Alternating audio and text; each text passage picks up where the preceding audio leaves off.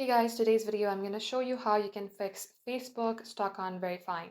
So first thing first, this happens when you have a technical glitch in your app itself where it simply pauses while it is performing an action.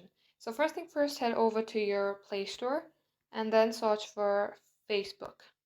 Make sure that you are using the updated version of Facebook. If you see update, select update. If you see open, that means your application is already updated. Now long tap onto Facebook and select the eye icon. Scroll all the way below, select storage and clear the cache. Come back onto App Info page, force stop and then OK. Now these are all the solutions if your application has been stuck, but if your verification code has not been received, there is a different solution for that.